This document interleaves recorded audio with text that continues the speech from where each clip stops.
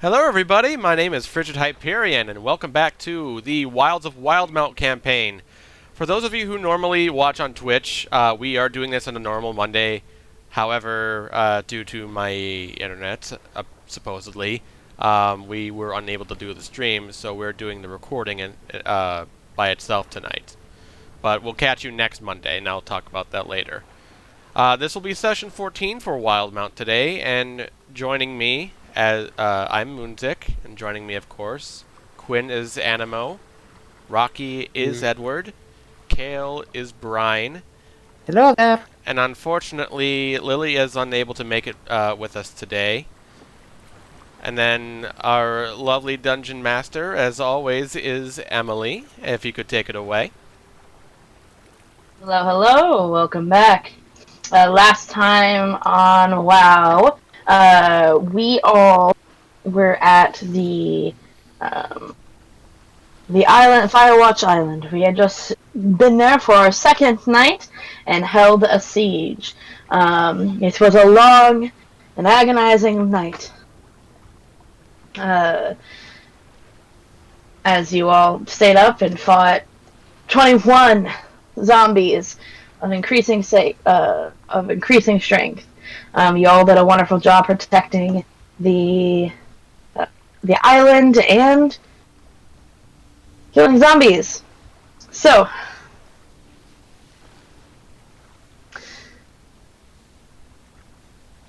as the sun starts to rise, you all find yourself in various areas across the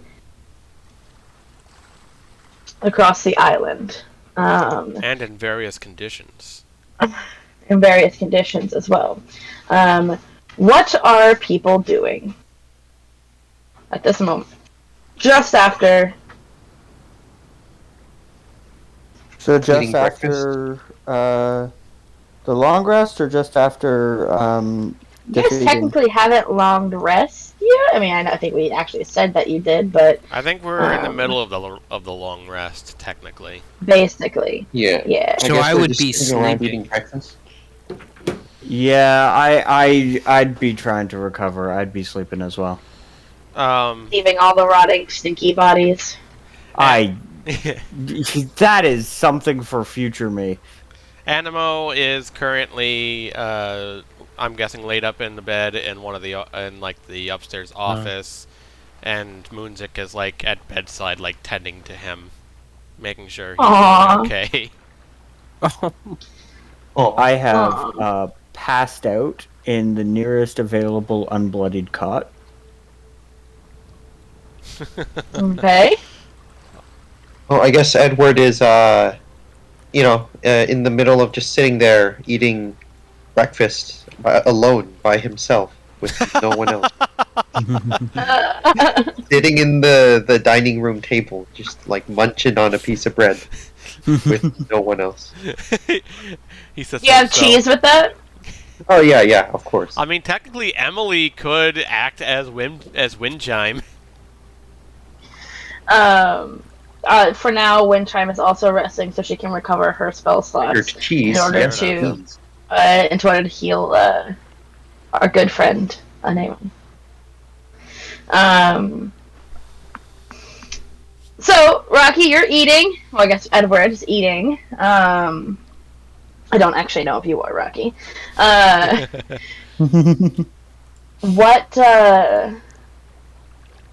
What's on your mind? What you thinking? I still can't really quite shake off the feeling that the zombies were definitely searching for something we know, but what could possibly exist on this island that would bear such a significance to host an all-out siege in the attempt to find said item? I'm not really quite sure. What do you think, Cole? And then I'm just gonna stare at the bird, and then he caws. For he is a bird and he cannot speak.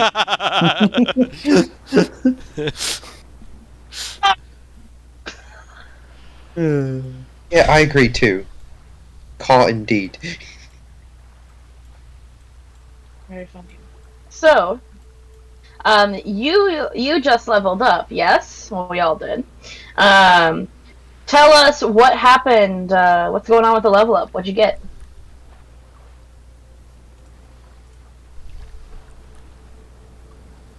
What'd Who's you do? telling who? You. Oh, during the level up, Edward had figured out how to basically improve his silent image spell to not only create an image, but also create physical sensations along with that, thereby learning the Phantasmal Force spell.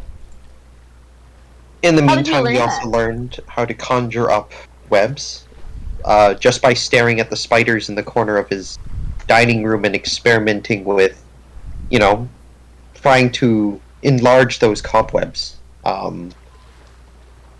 In a certain way that would cover a battlefield in sticky webbing. And in addition to that, uh, you know, after you know, after a spurt of growth, he had basically bolstered his vitality even further, uh, thereby permanently increasing his resilience against anything that would force a con save. What's your plan after dinner? Uh, well, I suppose we should probably clean up the rotted stench of burnt undead. I mean, the smell of burnt wine doesn't particularly mask the scent all too well. I should probably. I'll probably have to conjure up more servants and have them scrub the whole place clean until that nasty, foul, rotted stench is gone from this entire island. Just to clarify, your servants, your unseen servants, they're not concentration, right? Nope.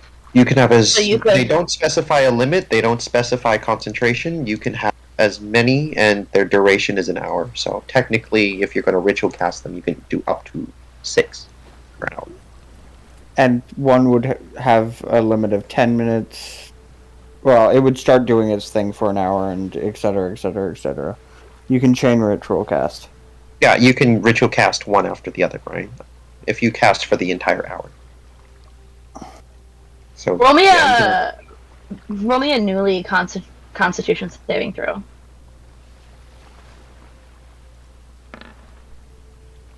Huh. 13. You have battled hard throughout the night. You find that even sitting here in the main room, casting your unseen servants, telling them to go about the tasks of removing the burnt bodies and starting to scrub down the rooms and all of that fun stuff. Your head, you kind of sit down as you're doing it, and your head starts to lull just a little bit as you accidentally take a bit of a nap after a long night. Now, you successfully casted enough. I'm not that worried about it. But as you start to drift off, your head lolling forward just a little bit, you find yourself back in your manor.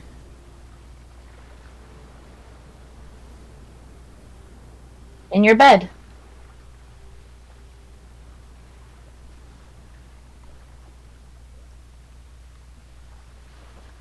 after waking up and being really, really confused, right?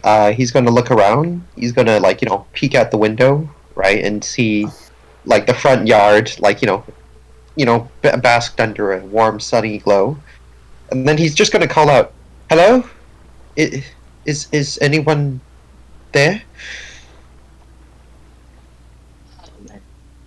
In fact, you do hear a clamoring of something down in the kitchen, and the savory smell of bacon.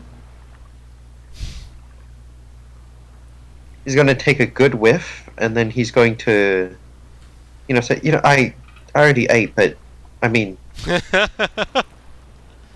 the hell? He's going to run downstairs. You run The down the second. stairs, and towards the kitchen area. You see a familiar and smiling face. That of um, Bernard.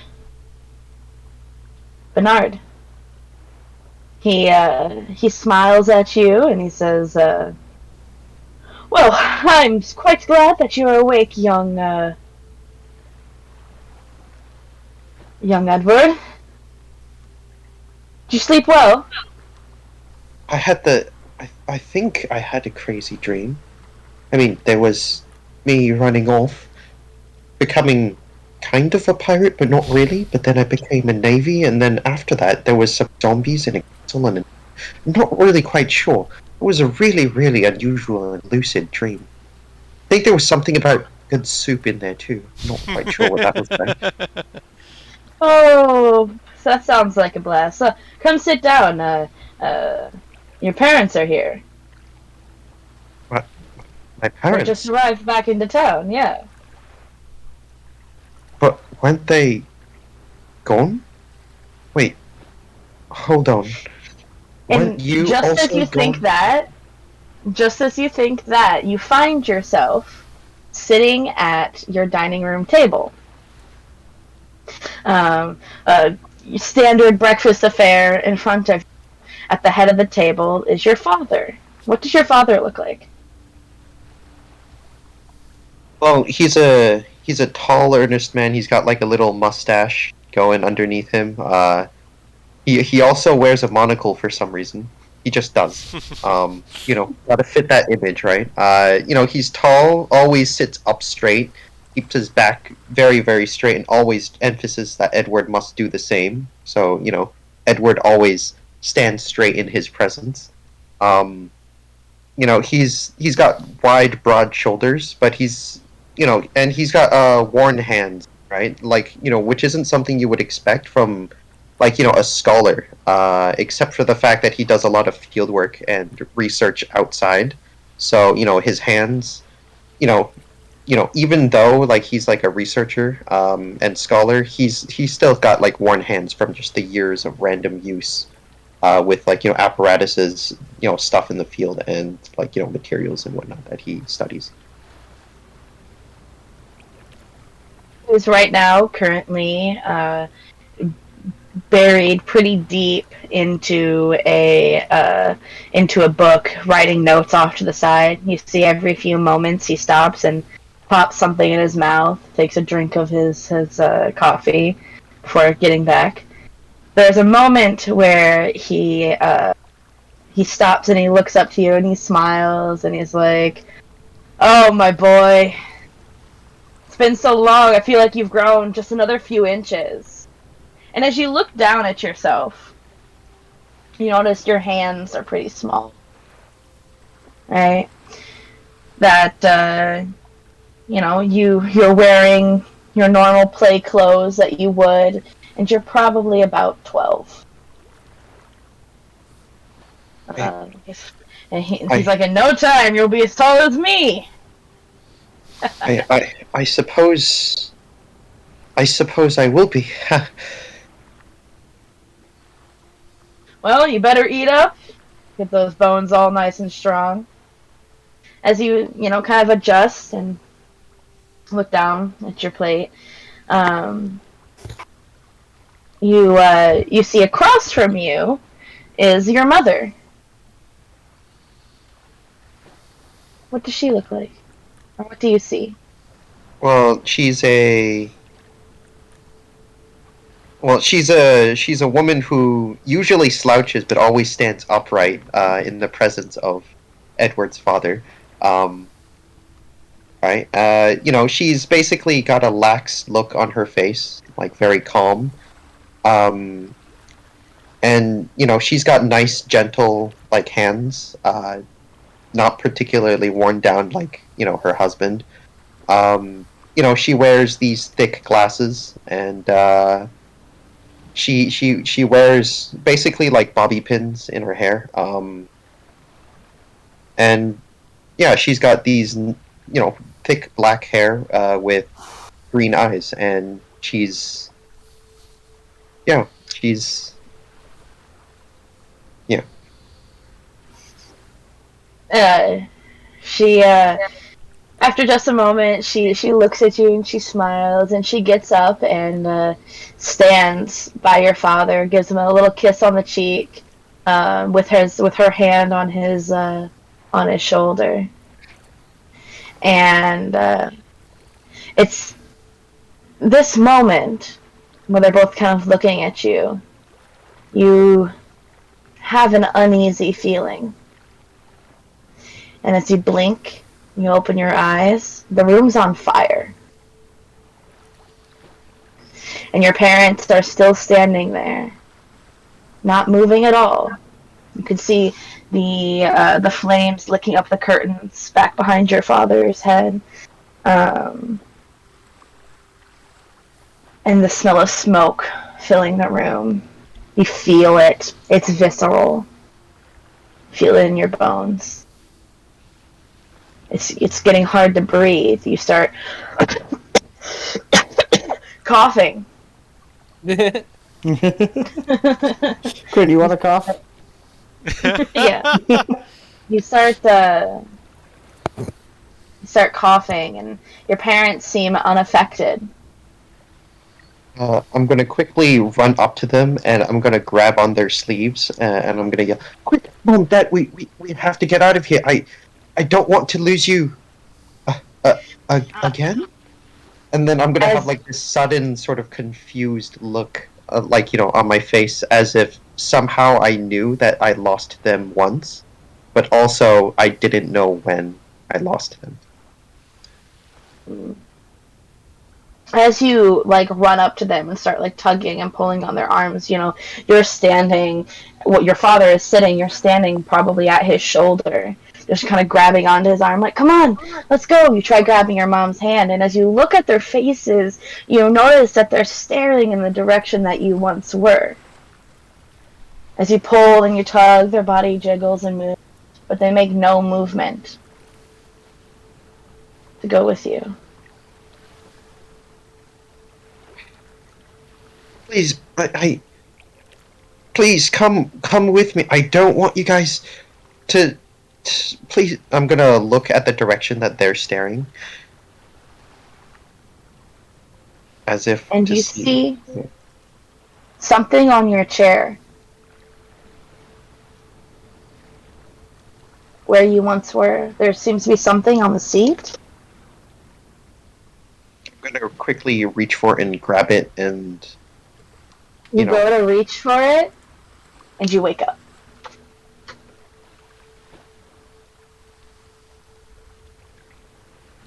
You find yourself gasping for breath, taking in oxygen rather than smoke as you look around you into the messy and dirty, bloody, burnt smell of rotten flesh in the air.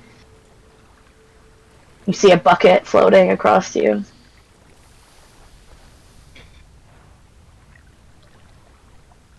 I'm gonna like quickly gasp for air as I immediately wake up, as if like I was trying to hold my breath in my dream, to prevent the smoke inhalation, and I was holding my breath in real life, and then I immediately wake up with like a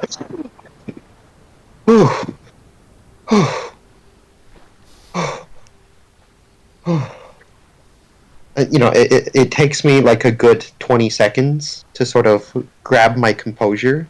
I'm gonna look to my left, look to my right, make sure that nothing is burning and on fire.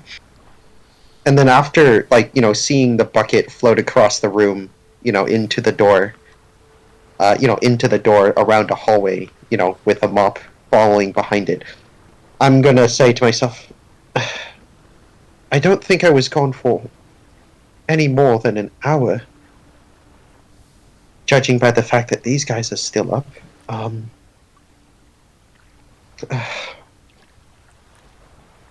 That was really weird. How long was I gone for, Cole? I'm gonna look at my bird. I mean, yeah, I guess probably he says, like, he telepathic communicates, like, he says, you know, about as long as it takes to eat an orange. I love that Cole has the worst way of telling time. Approximately one duration of the time it takes to consume an orange. Well, Approximately, not exactly, just approximately. You see him lick his lips or his like his beak.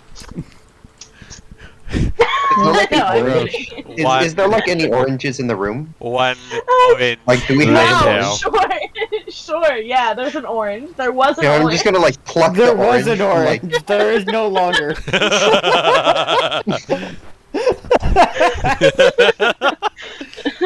One yeah, I'm gonna orange pluck an later. orange from, like, you know, a fruit bowl that now we say exists, right? I'm gonna pluck an orange Yeah, from the yeah. fruit bowl that exists. I'm gonna be like, okay, I mean, how long would it take for you to eat an orange? Because I don't think you have thumbs. You can't give it. He grabs the orange from you, like, and kind of like dangles it, and like on the floor, he starts like pulling it apart and like pecking at it, and he sits there. He sits there for probably 10 minutes eating an orange. It's not very long. Thank you. About 10 minutes, I guess. How many? Yeah, I guess. How many Approximately pecks does it bananas, take I to get to think. the center of an orange? Let's We're find finding out. How out. many pecks does it take to get to a center of an orange is not a question I would have to wonder. Oh, that's funny. That's so good. Oh, It's no longer a question. That's It is just going in the knowledge. next gag reel. I don't care what anybody says. yep. Hmm. Mm. Okay. Moving on. Anemo. Why did I say it like that? Yeah. You're unconscious. Sure him. Okay. Oh, technically. I don't even Well, know if crows can I'm eat I'm oranges. I resting. just want to say. Yeah. Technically, it's not a crow. Technically, For it's all, a fiend, for all of those that celestial, are or wondering, fae. we are Up to not him. saying that you should feed your crow. For legal reasons. For legal reasons, Neither that We are is not nor deny advising. the compatibility of oranges and crows. we have absolutely no knowledge. Almost all crow species eat various fruits such as apples, bananas, oranges, grapes, raisins, etc. Never mind, that's Yeah, exactly never what mind. we're We can now saying. confirm that crows do in fact eat Feed your oranges. pet crow a orange. Thank Tell us how long it takes. Get back to us on this one. you, Yeah, we want to know if it actually birdsadvice.com. takes 10 minutes. Thank you, birdsadvice.com.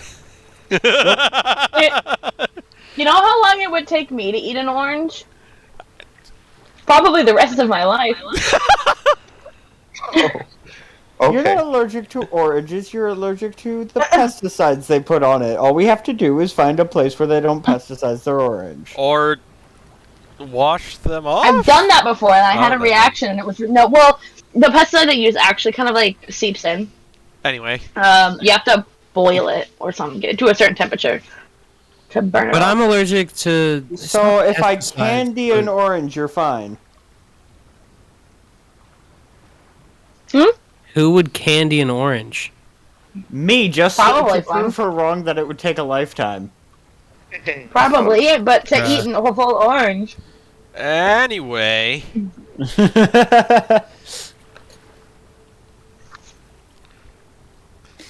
So You're glad I didn't say I banana. had it like in front of you, like tending to your wound. Is Moonsick? I'm gonna say, like, I've stabled him before the start of the long rest, and I'm probably, like, slumped in the chair next to his bed, like, unconscious as well.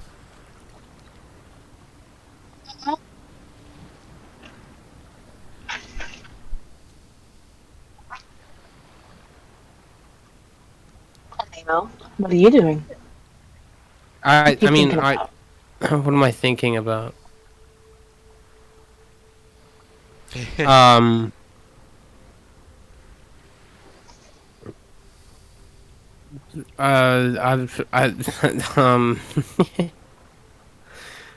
I mean, it's probably in some kind of fever dream right now. You know, because he's not doing so hot because he hasn't been cured yet, right? Am I wrong about that? Is he He's not Yeah. Right. very hot. He's having a fever right now. So I would say that I'm having some kind of really strange fever dream about like this weird Italian dude that goes up and down like, pipes It's like cooking. and like weird mushrooms that can walk around. Oh God. Oh, you mean Really Earthbound? fucked up. Yeah. Um, I see. Ness is a weird Italian, right? Also, what's in Italian, and how do they exist in So- Ireland? actually? here's what goes on. Which would be You a weird are- Italian? You Found this really you don't strange know. Italian. Why is it he's strange Italian? Because he's Sorry, Japanese. sorry, that's crosstalk. I apologize, Emily. You start to doze off, and it doesn't take you long, as you felt kind of like you were going in and out of consciousness for a bit, like. But as you finally close your eyes and your body starts to relax, you find yourself in a theater, sitting in a chair. You try to get up, but you can't. It's like something is you seatbelted in. And you look forward, and in front of you is a man with a weirdly long, twisted mustache. And he is sitting or standing behind this counter. And you hear him with the worst accent you've heard. So now you take the chicken, and like he pulls out this chicken, and you chop off its head and slam, and that you hear and you feel the chicken's head like cut off, and he pushes it off, and it rolls off the edge of the table. You see it continue to roll, and he says, "And you pluck the chicken," and like goes through, and he's like preparing the chicken, and he is like talking to you during this process as he's showing you how to do this. And you're just watching, like, what in the world? And you finally, like, you take like a full look over to your right and to your left, and in all of the seats are these large humanoid rubbery mushrooms, right? Jesus. And you see, like, the one to your right, like, lift up its like cap just a little bit as it looks at you, and it's this hyper realism, like, as you can see all of like the dark veins and things like going through the mushroom, and it's like your lips turn inward into a black nothingness, and it just smiles at you. Oh, Nemo! I'm so happy you're awake! Yeah, Nemo! Congratulations! You're awake! And God. you like look back and you're like, okay. And you stare at this Italian man cooking, and again you were only away for just a second, and you see like on the counter is like the counter has somehow like elongated on either side. It now stretches across your entire vision as you're looking forward, and you see the body of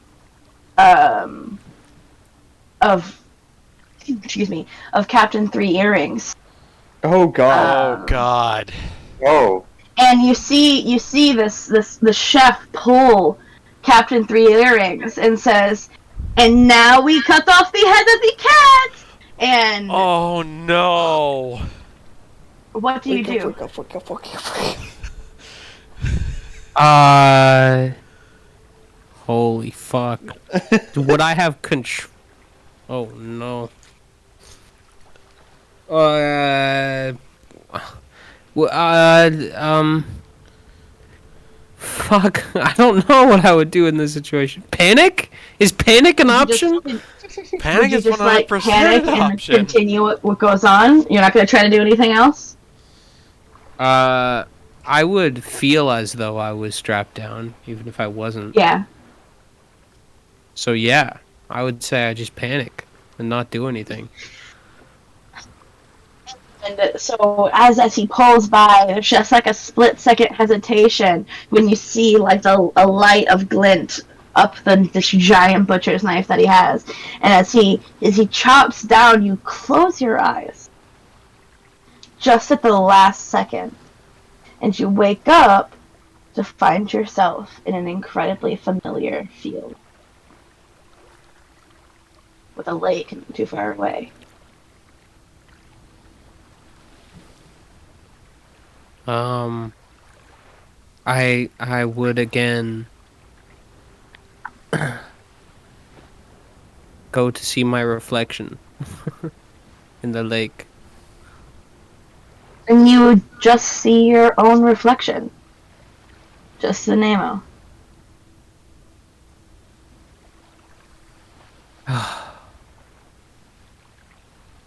Like really, really, like a sigh of relief. I'll just let my body sink into the field of grass behind me. You know, just like a big bed pillow. Mm-hmm.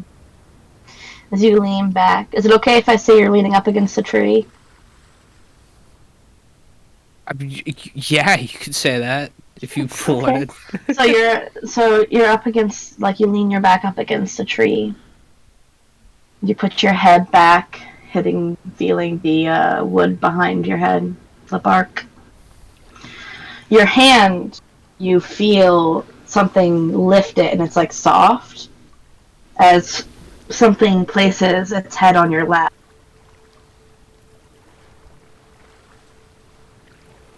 You look down. I want. No, I want to pet it first. You pet it. It's soft, but kind of like in the soft one direction. Like if you were to go back up, it wouldn't be quite as soft, be a little prickly. But still, as you pet it, the silky smooth fur. You glance down, and there's a fucking panther in your lap. What the fuck? Like it's a straight up fucking panther.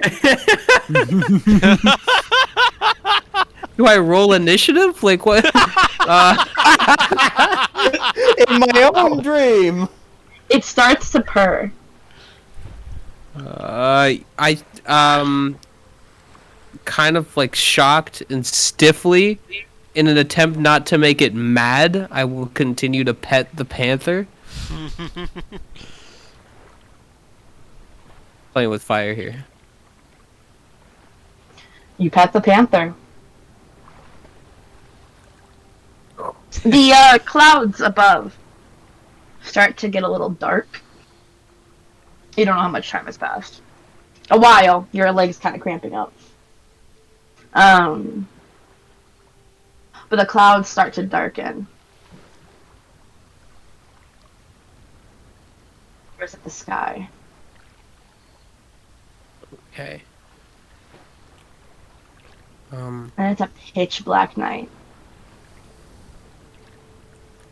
There's a I want to there whisper to seems the to be panther. no moon in the sky. Sorry, no moon in the sky. Okay. Just like Interesting. really black. I want to whisper to the panther. What are you doing here? Sits up on his front paws and looks at you, and you feel those same yellow eyes bore into your soul. And he stands up and he starts running. I want to run after the panther. Start What? running. What are you?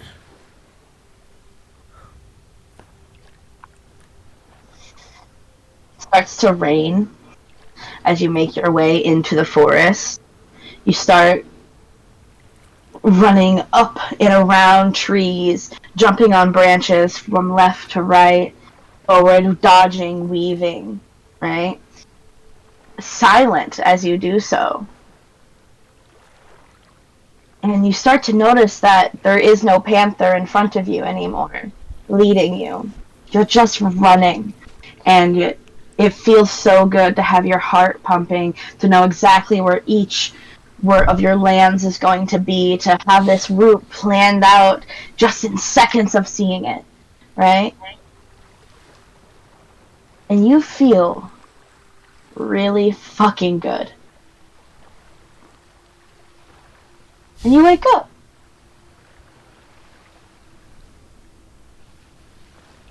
And, if we could just put a pause from right there where you woke up. Anemo. Yeah. Not Anemo. Mimsy. Why do you always do that? I don't know. What's wrong? I don't You're know. getting the bros mixed up. Come on. Moonzik. Mm-hmm. What you doing? Like I said, I'm in the chair next to the bed that Anemo's sleeping in. He, like, after making sure he's stable and everything and that he's comfortable with his sleep, he kind of relaxes a little bit and he finds himself falling asleep right there. And I don't know how comfortable the chair is. I'm going to roll a d20 for that. That is not a comfortable chair. He falls asleep, but he regrets it immediately. I'm going to regret falling asleep in that chair as soon as I wake up. I regret my decision. Well, if it isn't the consequences of my act. It isn't the Catholic Church.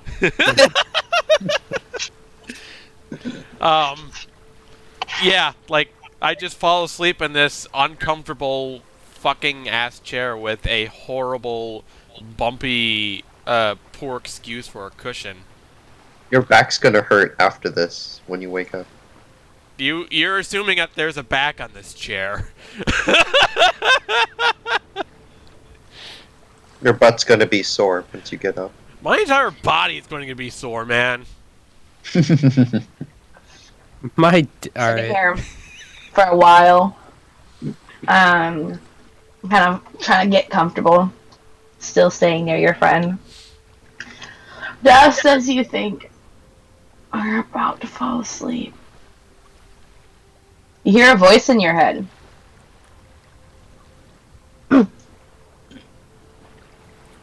Hello? Are you free to talk? He's like, whatever was about, like, however he was about to sleep, he like snaps, like it's a familiar voice, I take it, right? Oh, yeah. Like he snaps up immediately, and he's no longer tired. He's going to look over Moonzik one more time, just to make sure he's okay. Animal. Fuck! You do it. Fuck yeah, dude!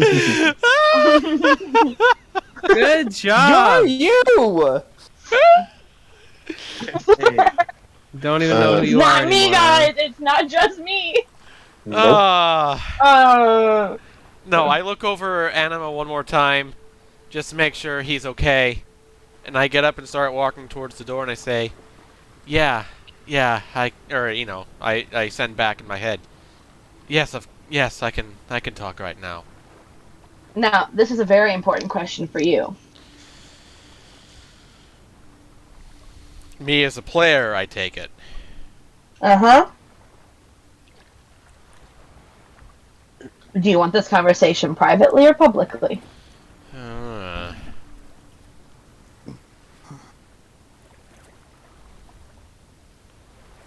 I think I'm going to take it privately. Okay. Okay. So, no do you offense want to anybody to? here. Nope, I'm probably gonna do mine privately too. Fair enough. We Yeah. can go ahead and go into scheming then. Sounds good. Okay. And Moonzik's going to, after he says, yes, I'm free to talk now, he is going to open the door and walk out and walk down to the double doors that would have led to the, what do you call it? That bridge that's in the Yeah. dining room. Except Yeah. it's like, I imagine there's still at least a little bit of bridge before it just drops off. Yeah. He's going to sit on the edge of that bridge, like overlooking the rest of that dining room. Mm. And he's gonna say, "It's been a long time since we've talked." It certainly has, Ty. It's good to hear your voice. Yours as well. How are things going in your neck of the woods? They have taken an interesting turn. Tell me about it.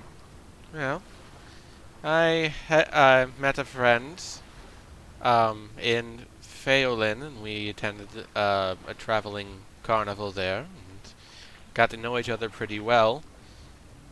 And then we went to Palma Flora to watch the shark catching competition. Have you heard of what's happened in Palma Flora these past couple of weeks? Bits and pieces. I was curious as to what happened, but Well, that's part you're of. involved? I am involved, yes. So, the Flora Isle ended up sinking. Palma Flora proper itself it is okay. I'm not sure if there are any people living there anymore, but Flora Isle is underwater. And we boarded the ship as a means of escape and helped keep the refugees safe and in good spirits as we returned to Port de Mali. We dropped them off, and then we actually set sail back out to Palma Flora. On the way there, we had learned that there was a Sagan who had obtained a very powerful weapon known as the Rod of Retribution. Apparently, this rod is able to do powerful things, such as sinking an entire island into the ocean. And that's Wow. exactly what happened. We end up going underwater to meet with this Sagan. We had some interesting, what do you call, experimental diving helmets that had some magical air within it, or some magical spell within it that allows there to be air in it no matter what. I don't remember all of it, but the case being is that we fought some of the Sagans down there, but we actually ended up making a deal with her. And that if we left and we would leave, and they would stop attacking the mainland if, in return, we would kill the captain of the ship that we were currently aboard. And that Sagan had helped in that with her people as well, and ultimately we were responsible for the death of said captain and the discord and the utter discourse following that on the return back to Port Tamale.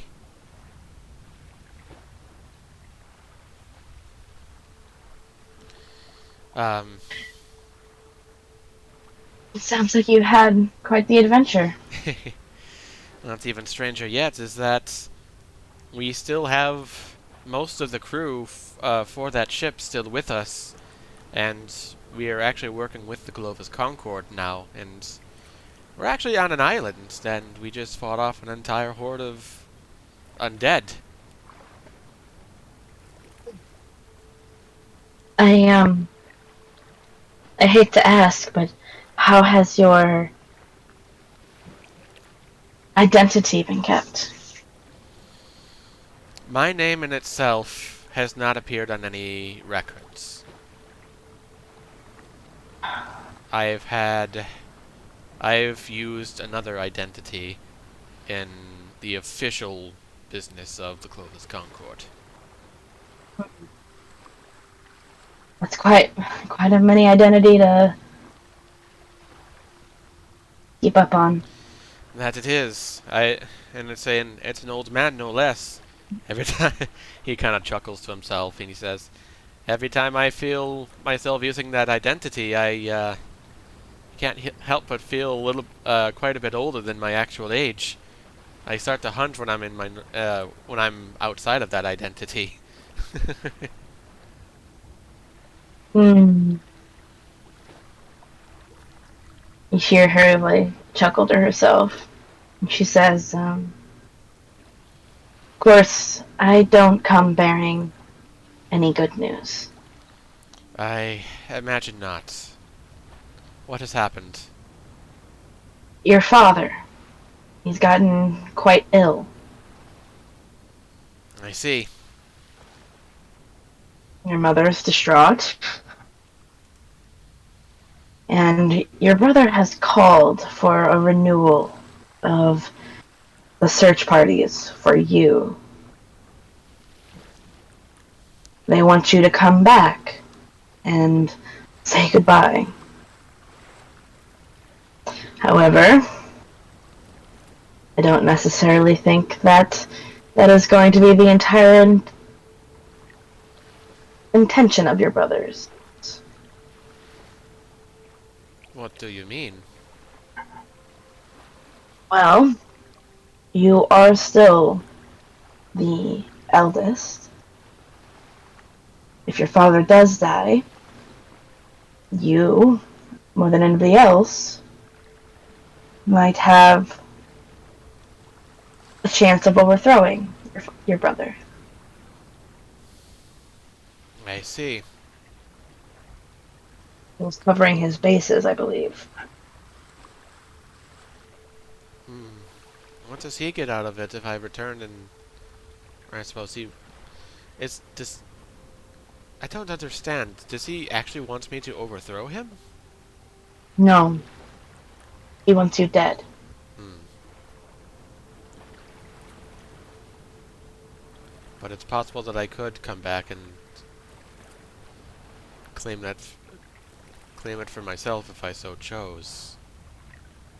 If that's what you wanted. But I cannot recommend that. Nor could I think I would want to. How how is the people faring in Ankarel?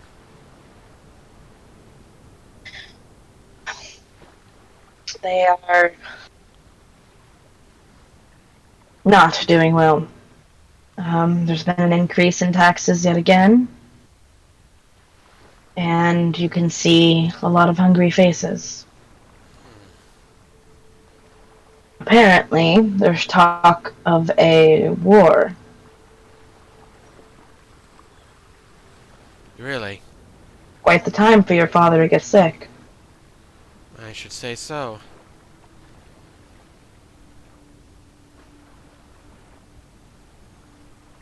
But I suppose him getting sick is not his fault, but I suppose that's not going to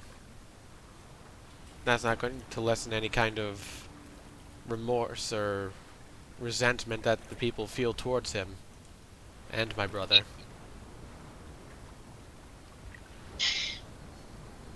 Yeah, So, I want to to let you know that he deployed a couple of airships to look on other continents for you. Do you know? No expense has been spared. Of course not. Do you know where? Do you know where each one is heading? I don't have the exact number, but I definitely got a glance of Wildemount. I see. Well, I shall make sure to stay within disguise when I am about.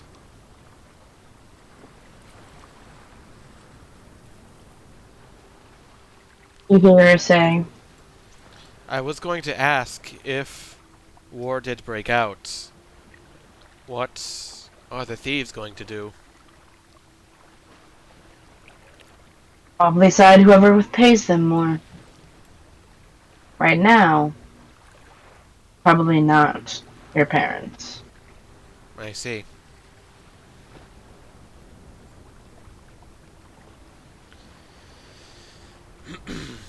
Well, with everything that has happened, I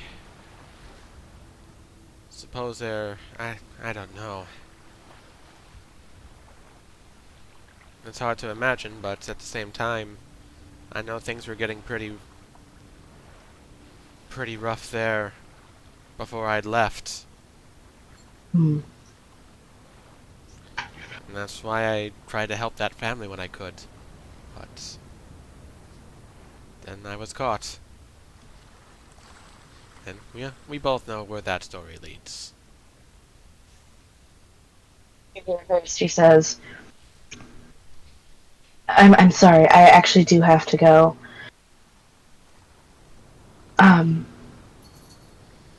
Be safe. You as well. And please, let me know any news that might be urgent for me. And one last thing.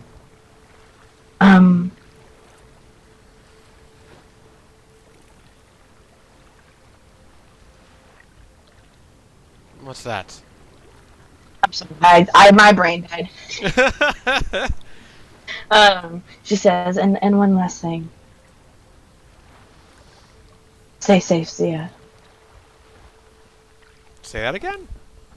She says, stay safe, Zia. I don't know what would happen without you. I don't know what I'd do without you either, Ty. I'm grateful for everything that you've done for me, whether or not I deserve it or not. You feel silence. And We'll go back. yeah, I'll describe what happens when I come back in. There we are. Just the ability to cast lightning, And then but like lightning helix now canonically exists in D&D.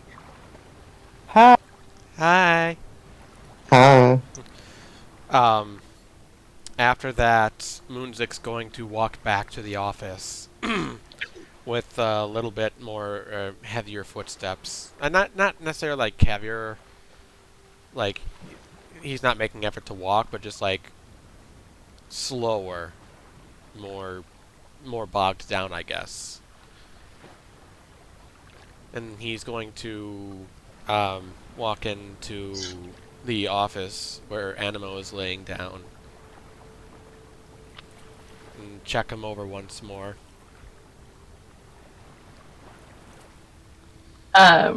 If you so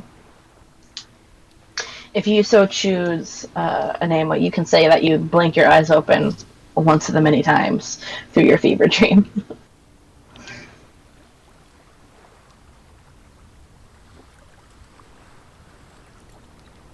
Quinn?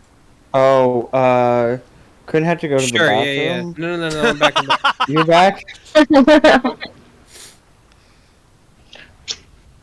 Yep. I just Good walked. timing. Moonchick just walked back in the room and is checking you over again. Checking me out. You know. Yep. Yeah, you know. Whoa. You kind of Okay.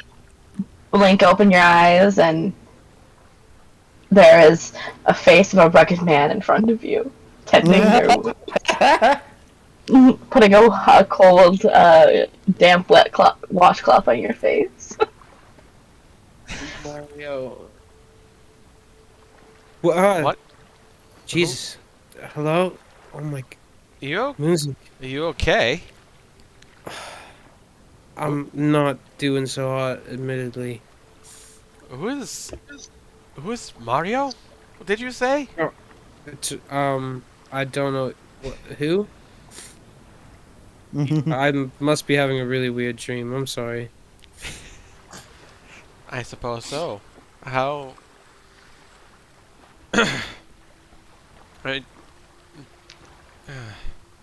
you, you don't. I know you're not feeling the greatest, so I'm just. Anything you want to talk about? I think I'd rather rest a little bit more. Oh, God. Moonzik will give kind of a wry smile and nod his head understandingly. Of course, my friend. You'll be better soon enough. Save your strength. Thanks. With that, Enemo goes back into his fever dream.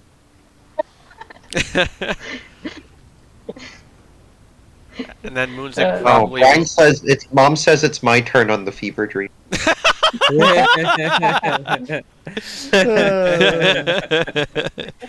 And then Moonzik, I don't think, is going to fall back asleep again from thinking everything over with what he was just told, and also worry over Anemo. When your girlfriend's boyfriend lets you use... Is that out of character, or are you saying that in your fever dream? A little bit of both. Moonzik's gonna be like, what in the hell? Okay. Your reaction.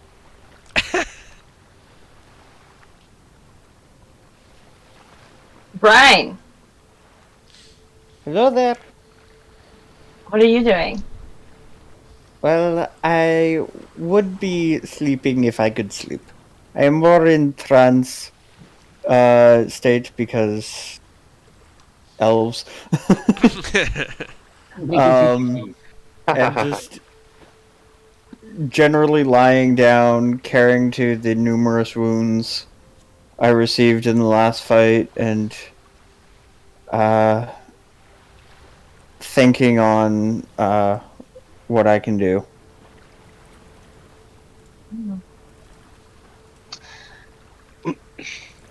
Thinking on what you could do, you pull out your book and you start writing things down. What are you writing?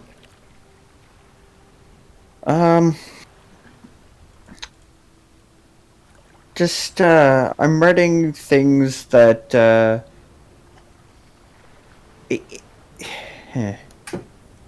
I'm writing down theories as to what might have happened to this place. Trying to keep my mind off of that. I'm also writing down things I kind of want to learn, so that I don't get knocked out again, because that was a really bad experience. So I've got like this drawing in the corner of a shield, and I'm thinking, it'd be really nice if I could block something. And then I kind of look over at the sword, the sea axe, and I'm going to write down in my book, how am I supposed to use this?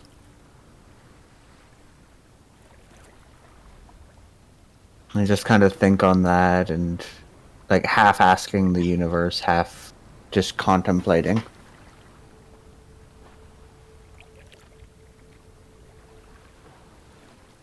You spend an hour, two, thinking, where you've got this like scratching at the back of your head. Like it's almost like you're right on the cusp of something, and you can feel it. The back of your head, just like a tiny little scratching.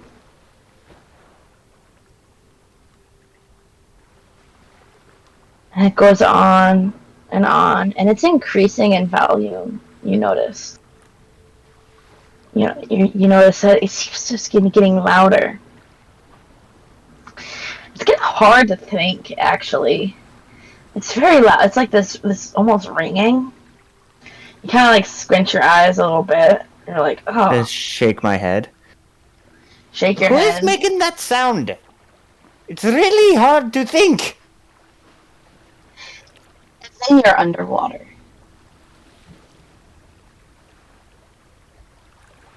Hello? There's emptiness around you. Is anybody there?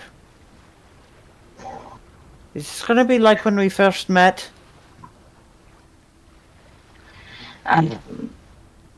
This empty, inky blackness all around you. And it gets darker. And you realize, for the first time in months, that you can't breathe. I'm gonna attempt to breathe in. As Water. I'm used to underwater. Fills your lungs. And it hurts. It's painful. You feel like your lungs are being shredded. The heavy taste of salt water in your mouth. The stinging of your eyes. This is not what you normally experience. Can I still breathe? You feel yourself gasping at water. I start to panic, trying to swim up. There is no up. Not here.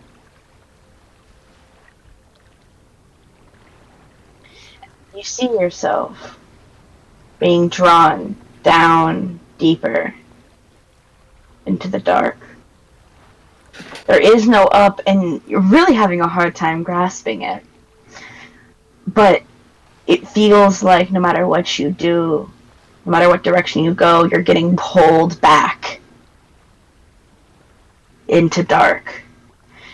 You feel a sickly, slimy something wrap around your ankle, wrap around your chest and your neck and your arms, pulling you down. Down. One hand reaches up before you fall unconscious. You can breathe again. You notice. You're a hump of flesh on the floor. It's sticky. You feel sticky. I will get up and look around.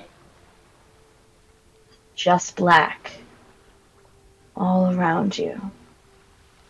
There's almost feels like there's this spotlight that's on you. And wherever you're standing, it's there. But as you walk forward, you see the ground move underneath you. This very faint, rocky surface. But you don't seem to be getting anywhere. You hear a whoosh sound. And just like, this has to be like forever away. You see a small orange eye. And it circles around you, getting closer and closer. You spin to follow it before it is obscenely close. and it covers nearly your entire vision. You are no larger than the size of its pupil. It's thin, oblong pupil. I'm gonna look at it as best as I can. Is that you? You saved me from my wreck? You see this eye. There's something that blinks left to right instead of up and down, just this film before opening back up again. And you hear reverberating throughout your body. It's almost like it matches your heartbeat. And you feel the word more.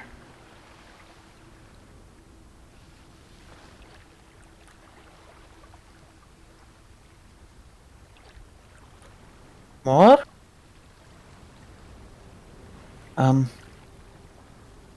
More. I'm going to open my bag of holding if I have it with me. You do have it with you. What's inside it again? I think I have that written down.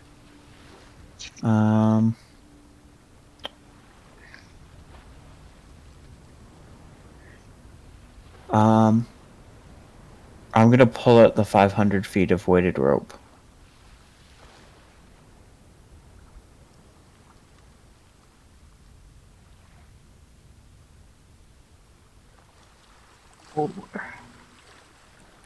I'm gonna pull out the baton with continual flame on it.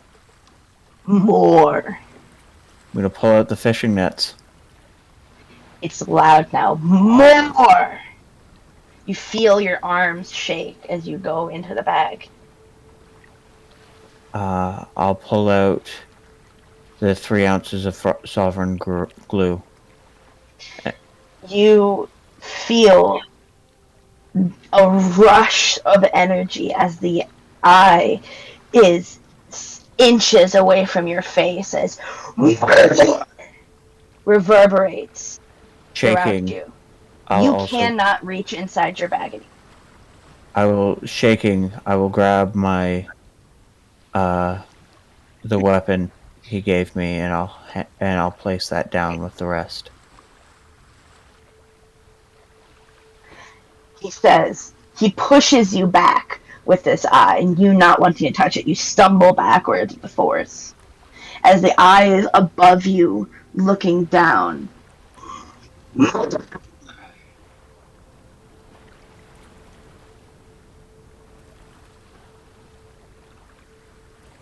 I hand over my journal. You toss your journal to the side. And he backs away. And he blinks and it's gone. Everything is gone. You are left alone completely in pitch blackness. There is no a bag of holding to your side. There is no journal. You're not even real, you don't think. You can't look down at your hands. You're just in empty blackness. And it feels like it lasts forever. You don't know how long time has passed. Was it a minute? An hour? A decade? A millennia? All alone. Nothing. And in front of you, again, no idea how long time has passed. It's only a concept at this point. You see a crack in the black. I swim/walk towards it. As you get closer, again, ethereal in nature, you're not swimming, you're not walking, you're just a being trapped And as you approach, the light is blinding. And you wake up. Do I have all of the items I offered up? Yeah.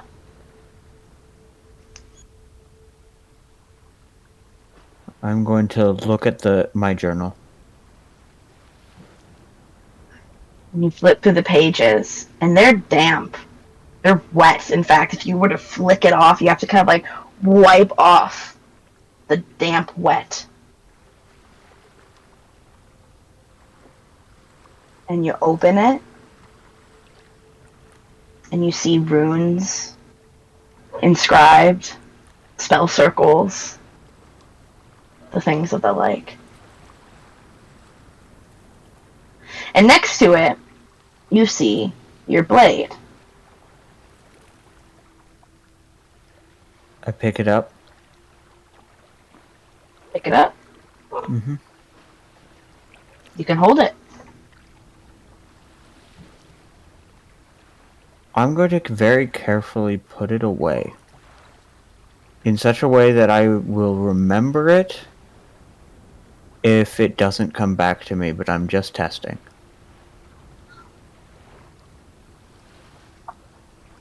I check all my items. Wait, what'd you say? I'm sorry, I'm a little confused on what you mean. As in, I'm in this room. I'm leaving the blade on the bed, and I'm making a mental note to go back and get it if it doesn't come back to me after 5 minutes. Okay. What are you gonna do? And I'm gonna slowly checking to make sure everything's in the bag of holding, checking to make sure everything's around me. I'm going to half reading the spells out of the book, half walking around. You see Edward on the floor, passed out. No. And Can I walk in while A question: is there a peeled orange on the floor? Yeah, no, Cole is actively eating an orange. Half reading the book, trying to understand what's in it, half looking at looking around. I'll be like, oh, hi Edward, did you have a weird dream today? He's asleep. He's dead asleep. Oh, sorry, I'll let you sleep, and I'm gonna pick an orange from the thing and just start eating it as I exit to look for more people.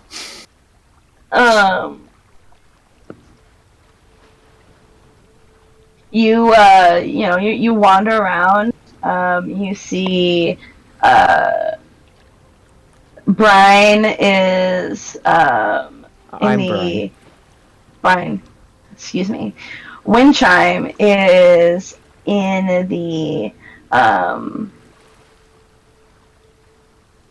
it's currently just like hanging about in the cellar and some of the like cots that were made down there. Just sleeping. Looks very cozy. And you make your way back up. Get you that armor. It was probably something we should have got on you before the siege. Can you stop talking to people that are asleep? If you make your way back out, and or she is asleep. And can't respond. You make your way back up the stairs, and you see Moonzik attending to a Nemo who's sweating a lot, and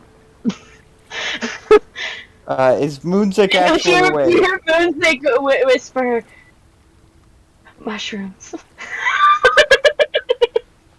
You mean animal whisper mushrooms? Yes! Yes, I meant animal whispered mushrooms. That is what I meant. Is Moonzik awake? Is Moonzik, are you awake? It's a good question. We gotta go ask the player. I'll take that as a no. Cameron? Oh. Fuck, I forgot my mic was off. Moonzik is awake, yes.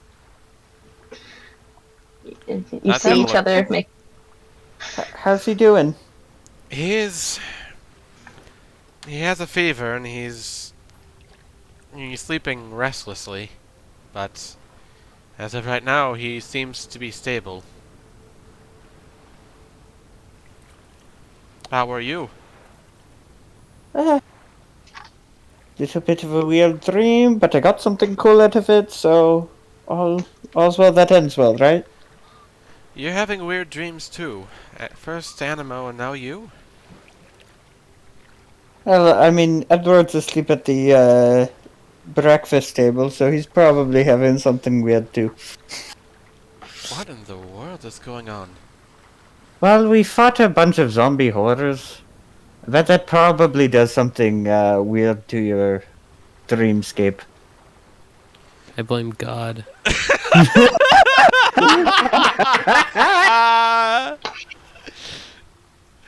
Well, I suppose that is definitely one way of putting it. Speaking of, did you see if they had any gear or something? You mean the undead, you mean? Yeah. Honestly, I was too concerned about myself and Animo to think about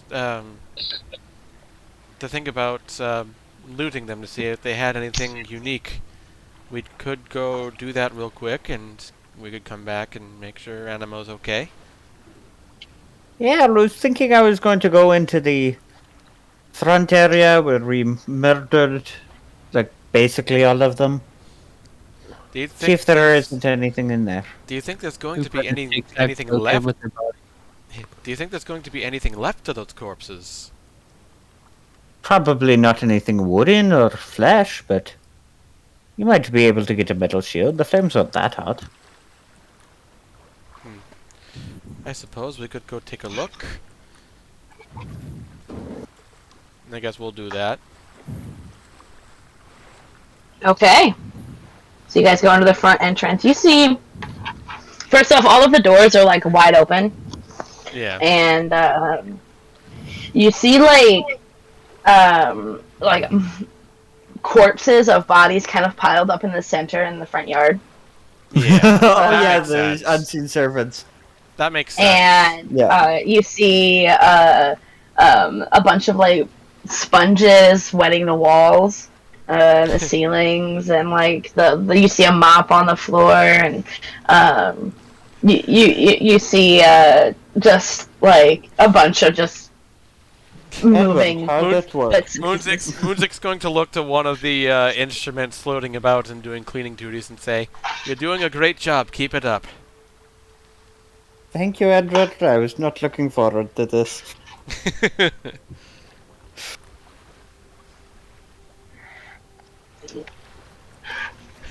But yeah, Edward snores loudly. Well, You can hear him snoring in the other room. My goodness, he cannot be comfortable sleeping on a table like that. We have to get him in a bed at some point. yes, I His agree. face is buried between a wedge of cheese and some bread. You can see him kind of drooling on a piece of the cheese. That's kind of there. So yeah, we're looking at this pile of dead bodies amassed from everywhere else in the forts, and we're gonna take a look and see if there's anything of note on them. go ahead and roll me a investigation check. Hey, Ooh, Okay, pretty good. 20. about Pretty goddamn good. time. Yeah. You notice that there's not very much left. You see a couple of heads of some like axes and spears, and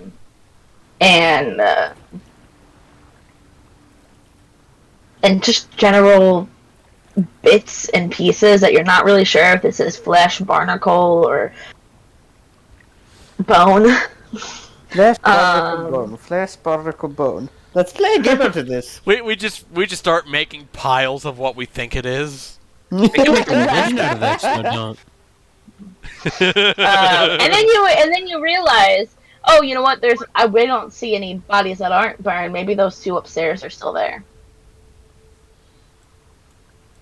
Well, there was that one that Animal defeated that was down there in the main foyer. There was the one that you were calling Slippy for some reason.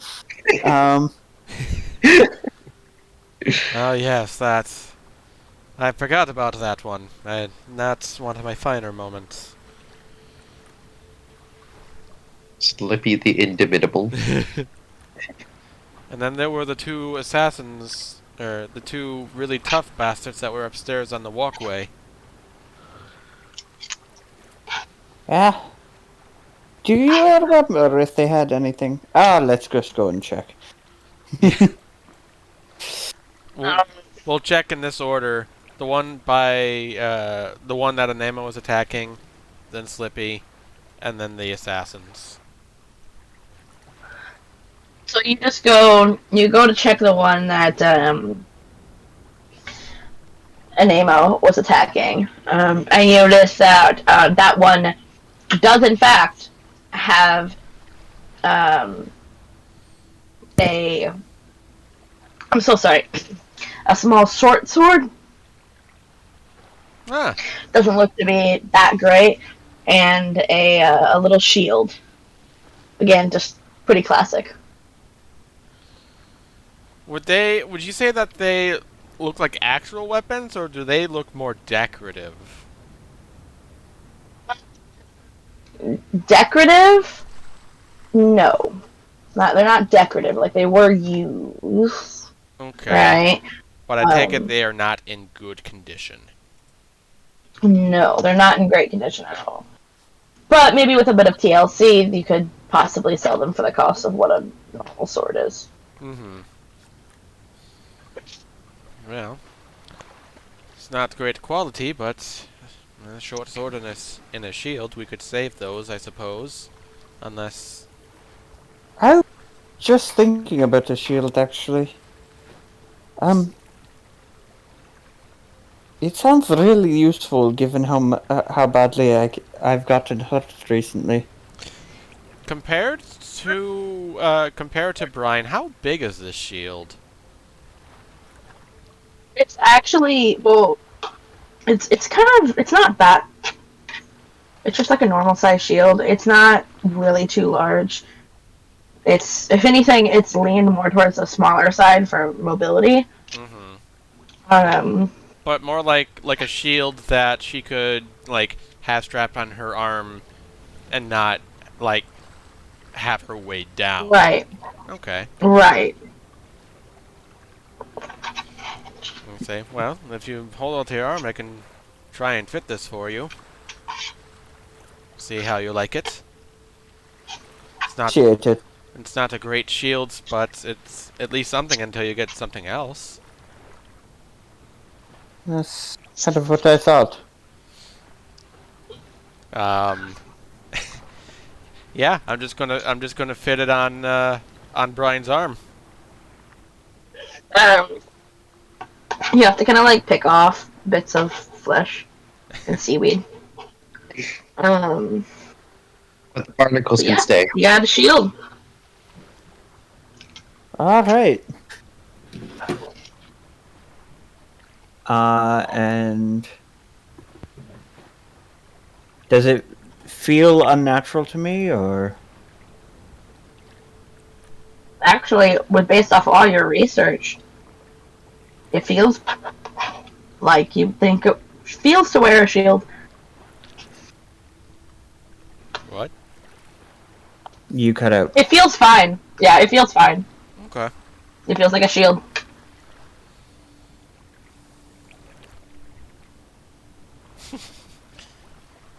That's it. There's no more to it. Sorry, guys. It's a shield. It's No. a shield. It's a shield. I mean, it's that's exactly fine. what you'd expect. We weren't expecting any more out of it, frankly. Yeah. But yeah, you go check the other bodies. One of them also has a shield and a sword, and then the other two have some daggers. One of the ooh. Um, Animo is going to inspect the daggers. No, I'm not, bro. Oh! This is your own character! Moonzik is Bro. going to no, Moonzik is going to pick up the daggers, take them to an Animo, and be like, "Can you look at this for me?" No, Rob Daniel, you have to look at these. You just for me. hear Don't a give him muttering choice. of 3 earrings, alright? Oh, Are you happy? God! Now you're depressed. Now you're depressed. How do you feel? Oh no! This is your fault. This is your fault. Moonzik is going to inspect the daggers. That's what I meant to say. Guess what? Moonzik- They're just Moonzik is- daggers. I just want to make sure they're of okay quality because he's going to put them in his inventory. A little bit of TLC, cleaning them up. They work like every other dagger. Yep. Moonzik is going to turn into Animo and then inspect the daggers. It's at Animo would you- like to inspect the daggers. you hear Edward talking. To his Yep. Yep. You can see an orange peel on the table. Another. I was gonna say one of the assassin bodies just has an ungodly amount of stab wounds in it. It's Slippy. No, it's not. One of the assassins that's up on the Oh, wait, in walkway. the upstairs hallway. Yeah, that one. That one. And Slippy you died guys right here. come down, and you see him watching his bird eat orange.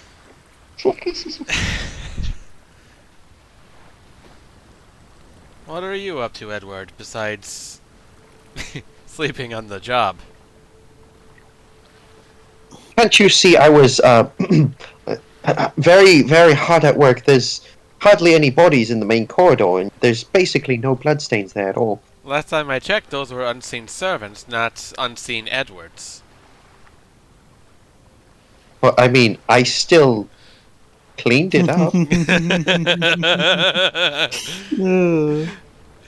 Moonsik's just gonna give a playful smile. Yes, yes, of course. Well, I mean, what are you two doing going around rummaging dead corpses? I don't want to hear a single word about me rummaging dead corpses after what I've seen you done outside over there. What? Separating into 3 piles of flesh, barnacle, and bone? It's even the purpose of that. I don't know. Easier for us to decide what to do with them if there is a use for any of them. I don't. We were bored. We were bored.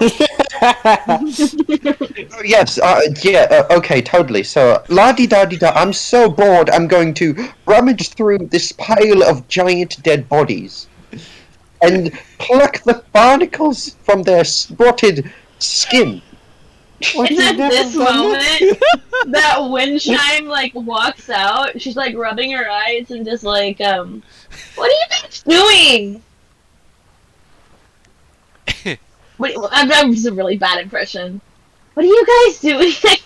What are you guys? I don't know. I can't do her voice. What are you guys doing? Edward was lecturing us on how to on what not to do with dead bodies. Apparently. Okay. It was quite fascinating lecture. She continues to walk up the stairs to where Amo is. Just like groggily. And Amo, she cures you of your disease. Fuck you, Blue Rot. Yeah, she straights up lesser restoration. There you go. Oh, I'm gonna go back to bed now. Just goes back to bed. So you restorated. Woo! So- Restorated. And Nemo, you are good to join the rest of the party. Oh, let's go. Let's go! Let's go, I'm talking Pippi! about. He's no longer blue-rotted. Now he's just blue. Daboo-dee-daboo-die. Dabbity dabba da. Blue, God dabby, fucking damn it! dabby, dabby, dabby. I love that. That's going in the reel. I love that poor blue. A lot of things are going in the reel from this episode already. Yeah. Is You're fucking Animo, hilarious. is Animo going to get up from bed right away, or is he going to rest a bit longer? No, he'll get up once he feels good. Yeah, You know. Yeah, you feel good. You are cured. Oh, thank my God God. that's over. Jesus, what a night I've had. Sorry, I forgot my accent for a second. I do that too sometimes. It was that. It was really that bad. hard. Honestly, it was that bad of a night. and with It's that, really hard to always remember the accent, especially when you're from somewhere else, and then they all look at you if you talk in your normal accent. You know what I mean? well, Listen, we're not relate. This is not a thing that we're doing right now. We're not relating to each other and getting closer. I'm sorry. I mean, I would like to at some point, but right now, oh man, I just want understand. breakfast. Not that time. I mean, care for an orange? I'm glad an orange.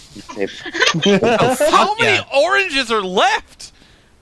All of Yes. them. I'm There's down. enough oranges. The Roll entire 1d10. last shipment was all oranges. Oh my fucking god! It's just a crate full of oranges. Oh, I'm gonna thank hand you him an orange. Thank you so much. Oh my goodness. What about you? I hear they are good for curing colds, vitamin C, you know? They're also good for preventing scurvy. I'll take one. And as we are pirates, I mean, as we are seamen, I mean, as we are, people that live on a boat, it's a good idea. They don't want scurvy. What is? Oh, right. Oh. I was thinking, so, according to a journal that we found, the Archaeus journal, they did mention that there was some form of an interminable evil sealed roughly 2 miles south of here. I reckon that it's a very likely source that that's where the zombies came from, if they came from the ocean. Do you think we should probably set aside some time sometime in order to investigate? I don't see that as a bad idea at all, and especially considering that a lot of those, there was a ship that crashed not too long ago into that seal, and it looks like I'm these... pretty sure 10 years was a pretty long time ago. Wasn't there one that crashed recently? Wait, no. Oh, No. never mind. I take that back. I agree. We should probably look underwater for whatever's going on. But can we have like a day off Sure, for sure. like 3 work weekend, long weekend? We just defended a siege. Start fixing this place up a little bit. Talk to a very friendly person who makes wines and cheeses. Maybe finish the contract for the Clovis Concord first. I like that Make a idea. great point. I like all I of feel those I do feel ideas. kind of bad for the crew for having to look after that sneaky bugger. There's been something that's been eating at me, though, however. It does Is it the pertain blue to... roll? It You does, should probably fix You should probably whatever's get that eating checked at you. out. Yeah, that's really not great. Oh. Windchime! Windchime, do you have another one? Windchime just busts through the door like, who said? What now? Oh. Oh Are we god. counting that to the nat ones? I don't know. What How are you trying to what are you gonna do determine? with it? Roll a medicine check to see what's eating away at him, and if You Naturally- think you Of we're certain that your father literally- is eating. Oh! Oh my god, No, the acid in you the see, oranges is eating away at him! Quick, spit it! Oh my goodness! Do you need? Oh my! I don't have any. He's I gonna don't like have sit the there and ability. kind of like look Wait, down acid at is the bad orange. for you. Stop eating those oranges. But it tastes so good. Are you okay? What I was saying before is that this place seems to be in shambles, even for zombies that were coming to kill a bunch of people, and we never found a blood splatter in the kitchen. It was just in such disarray. I mean, they were probably looking for something there. But they were so close to it, but they didn't know about it. Which makes me wonder if someone or something knew about what could be in the cellar. Hmm. Do you reckon we should probably go back down there and investigate a little further? I think we should. I just want to make sure we have all the ends tied before we have any thoughts of refortifying this place. And green fireworks, apparently. Wow. Wow. Hold on. Let me. None of these people are here anymore. No, they're not. Well, actually, Whoa! Windchime is. Windchime is that. Why is Windchime sleeping in the cellar? Couldn't she, like, you know... She throw said that the bed anyone was more comfortable. Okay. I mean, What's compared It to was a Moonzik, bed. compared to Moonzik, who tried to sleep in a backless chair with a lumpy cushion, yeah, I imagine it probably is pretty fucking comfortable. Yup. I accidentally deleted the body. That's okay. It was like right. No worry, here. we'll move him out with the others. Kind of. X. Do you want to do that? I don't have to worry about it. Sure, just as long as we don't need to replace it or...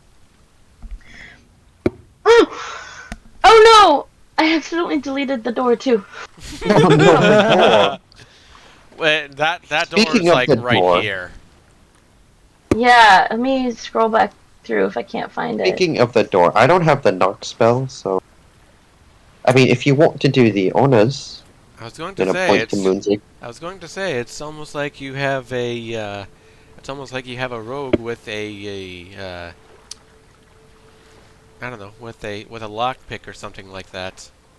Have we even checked if it's locked? And I don't even see a keyhole. I don't think we should touch that door immediately. And I'm going to cast Mage Hand, and I'm going to attempt to push on it without touching the door.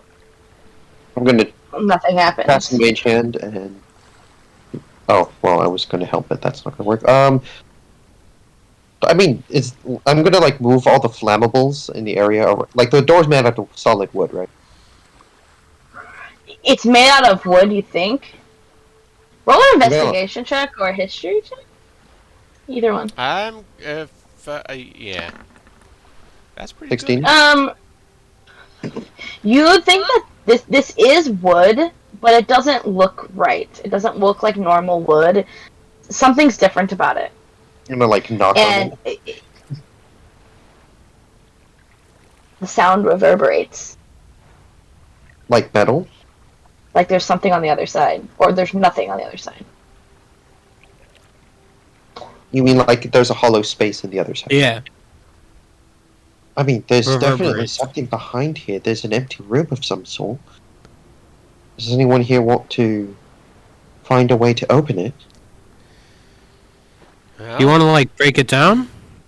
well, we'd like. I mean, we'd like to be able to if use you this want door to. again, if at all possible. So let me try and see if I can't work my own magic first. He's gonna come up to the door, and he's gonna try and like find some way of like a lock or something to. So there is no lock hole area for this door. Mhm. There's just like what you could almost think is a gap between the two that you might be able to wedge something in. Hmm. I'm Those are shovels on the floor, right? In the map. There are shovels, yep. He's Yeah. going to try a couple things. first thing he's going to try is, his good old, fucking, what is it called? His thieves' tools to try and, just jimmy it open normally. Probably not going to work, but he's going to try it anyway. Do thieves' tools come with a crowbar? I have a crowbar in my inventory. That was my next thing I was going to do. Oh, okay. I want to do as little damage to this door as possible. 14. 14. Damage this Yeah, door. you try to wiggle your thieves' tools in, and there's just not enough of space between the doors. There's not enough space. I mean, if you want, I can perhaps help with that.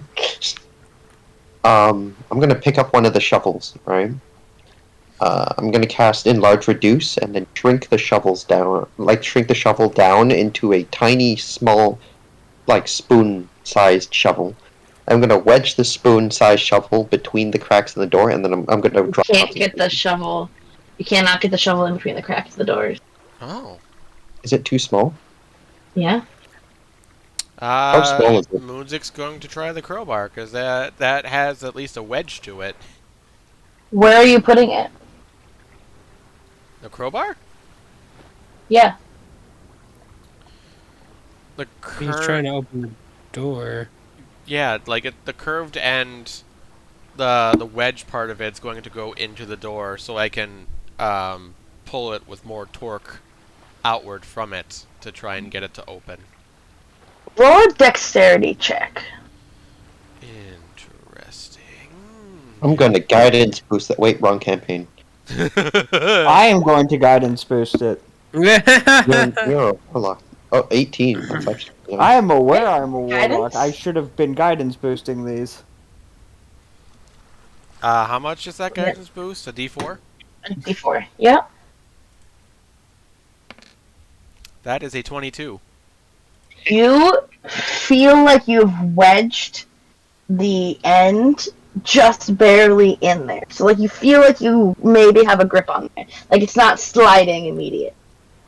Okay. Okay, roll a strength check. I'm gonna try this first. Oh! You try to push the door open, and it slips out, and you can't get the grip that you need to wedge it open. Am I able to get it back wedged in? Or my hand slips, you mean? Try that again. Like the whole crowbar. As he doesn't- tries again, I'm going to cast guidance again. Okay. Wait, you have guidance? Nice. Nice. I do. Cantrips Yes. from the Okay, tome. gonna try and get that back in. And Oh, hell. roll a It just d4. keeps slipping out. Roll a d4. Do it. Even with the D4, Yeah. you can't get it to grip the way you need it to. It's almost like this door doesn't really have much of a gap at all. It's two things right up against each other. Guys, Wait, I can feel I like just this is a cast missed Enlarge Reduce situation. and shrink the door? Can I just cast Enlarge Reduce and shrink the door? Try. I'm gonna do that. There's definitely something behind the door, but It doesn't I work. don't You try to feel like- shrink it, you cast the spell, and you feel like you're trying to... Almost, it feels like you're trying to crush it, you're pushing so hard, and it doesn't move. I feel like... Well, I mean, we could. I'm you know, gonna like, just I'm do not something. sure. I'm going to attempt to charm the door open. oh my god. I do not feel like this door can be brute force. I don't think he's I mean, going to brute force I it. don't think he will let us brute force it. I'm gonna point at Moon. I mean, at this point, I'm out of Let me- options, but I'm going to let Let me- MMO try his thing first. Let me see what happens. Just in case. Seduces door. Seduce this door, I guess. What are you They doing? call me with the door? seducer. What are I you doing want to the to- door? I want to put my hand on its handle. Oh my god. Oh my god. What are you doing, step door? Oh my god. That is the title of this part. Honestly, What are you doing, step door? I like that. Dreams indoors. Dreams and doors. maybe you haven't opened yourself up to anybody in a while, but Oh my god. I just kind of want to see. I want to see what's behind those. I just want to see what you're hiding. What, Brian is killing herself laughing in the corner. Word is looking incredibly confused. would you open for me? You put your cheek up to the door. Unbuttons his shirt. What shirt? I don't wear a shirt, bro. Oh. He unbuttons his pants. I mean, what? What? Wait, do you put your cheek up to the door? Yeah, I can put my cheek up to the Okay, door. One when- hand is wh- like rolling down the door. As he does this, and his eyes are like closed as he's whispering sweet nothings to the door, you all notice a shimmer of light move from wherever his hands or his body is touching. Like it moves with him. No So, like- fucking way. As you No, I as refuse. he's stroking the door, right? You see little glimmers of light like follow his touch. Is Please. it actually We cannot. I'm going to look. You want at me to do Moonlight. anything or no? No, Like, no, should no. I, should I do a let- charm? It keeps Let seducing me. that door. Let me. I'm gonna look at Moonsick and Seducing the Edward, door. and I'm gonna say, under no circumstances do you tell him this works. It's not my fault he got Dorney. What the fuck, bro? Dorney? Wow. That's not even funny, bro. That's not even funny. Dude. It's Oh, are we supposed Jesus. to name this door gets banged on by 5 dudes at the same time? Is that what we're supposed to title No, this? no. no. no. Girl on No. girl on girl on girl on guy on door. Oh my god. You and me, You wanna- Okay, Jacob, what do and you our friend guys- Steve. What are you Or guys the doing extra about the shiny light? I'm just going to stand there and just, like, sheer disbelief. I'm like, I can't believe this is actually working. Well, there'll be no Maybe it's living. not, guys. Never There'll thought be about no that. living with him after this, and I'm going to push on the door with my hand. You can't, The- bro. You can As push on you me. as you put your hand on the door, you notice the shining light move from where your hand is pressing Is it going towards the hand or away from it? away from it. Is it going towards mine? No, it's just dissipating. It's the same thing that's happening to your hand. Except that I'm is not happening to her. touching it with sweet nothings. Brian, Moonsick's just gonna pull her aside. I know this is completely ridiculous, but I think we need to let him try this for a little bit. No. I'm I just think gonna we need press to touch my all the whole places body. where there is no light. I'm just gonna press Oh, my whatever. whole body onto this door. As you start caressing this door, pressing your inner knee against it, like Oh god. whole like body slam against this door. Fucking You're like, grinding on the door. What this is gross. Oh my god! What the fuck? it lights What? like there is everywhere you touch onto the door, like there is like light moving, right? And like away from where your body is. Everywhere you touch. I'll So it's draw like- myself it's like away your from outline. it, still eyes closed. I'll draw myself away from it. What and you're turn saying around is and this- say, this guys, door I is don't think it's really- working. What you're saying is I'm gonna look at him and say, "Of course it's not working, but it gave me an idea." wait, And what I'm you're going to saying press is- everywhere I see light, and try and like essentially brush off the light. So every time you touch it, light is created. So what you're saying is that literally this door is magical, and if So every time I touch it, light is created, but it runs away from the light. Like it dissipates out. Yeah. Yeah. Not runs away. Like dissipates out. Like Like, it, What? like like a guys, trail. stop Like it caressing the follows a door. trail. Like you touch it, there is a moment, and then it disappears. Right. I'm gonna yell at the rest of the party. Guys, stop caressing the door sensually. Mind What if, if I we- just identify What the if door? we? No. Everybody, no. Listen. I'm gonna transcribe open with my finger. Ooh. Light follows it. It just says everywhere you touch. Open. You take your Sesame. finger off, the light disappears. Fuck. Now say open Oh, sesame. Cool. This is a cold door. I don't know why that would do anything. I mean, you can go ahead. Moonstick is going to look around the room to I'm see. gonna write open sesame on the door. It does the same thing. While they're doing Go ahead, that, Music. Moonstick's going to take a look around the room to see if there's anything, Hint? anything unique. Roll a investigation check. Hell yeah! Oh, All right. Nat 20. Let's go. That is a natural 20.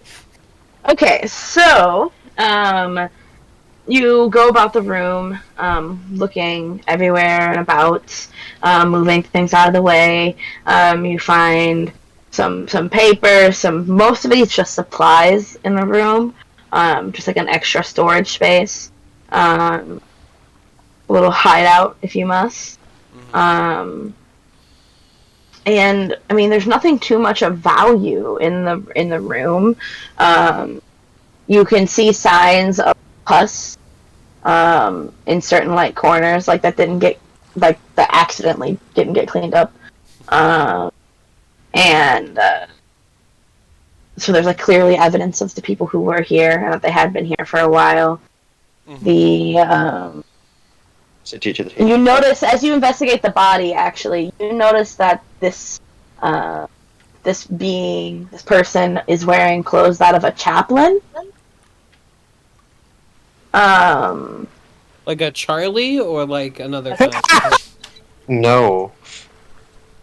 Like as a part of a church Oh, okay. chaplain. Man, there's a lot of names for people that wear specific clothes at churches. Yeah. This is true. Nuns, monks. As you kind of make your way back around to the door, you kind of like touch the rim, like the door frame, and that appears to be Appears to be which what? isn't uncommon. Metal. Right. You don't know what kind of metal it is, but it looks foreign, like the door. Like it doesn't look like it's supposed to be from around here. Can I cast Identify on the door ritually? Because And identify the chat, if you could.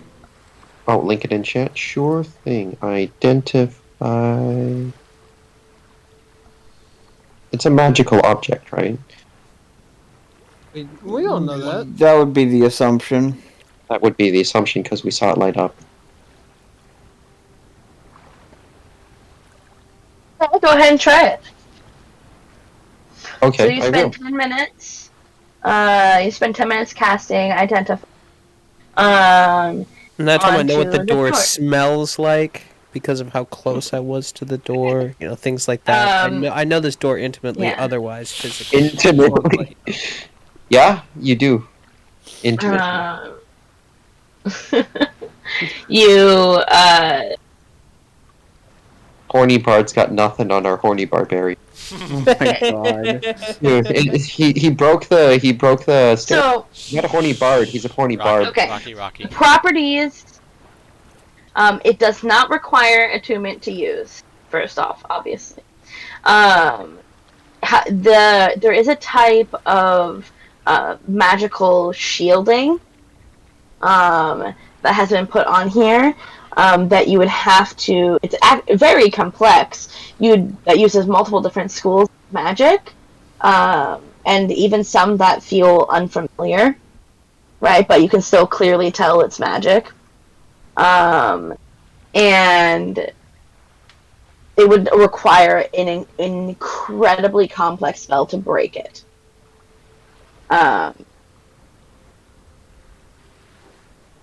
It feels very out of place.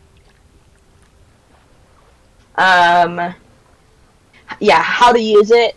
Yeah, the only way you would be able to pass it is through an incredibly powerful spell to break the enchantment. You can see a crack on the other side. You can't see through it, but you can see like where like the two seams meet together. But based off of what you guys were doing, it doesn't feel like you can get any purchase, that they are flush, basically. Okay, so my face. Guys, Mhm. do you share that? My face information? is gonna like look more and more puzzled as you see me in the process of identifying the door. I'm gonna be like, so I'm gonna say, so you know this door, right? First of all, it's not attracted to you. You're weird.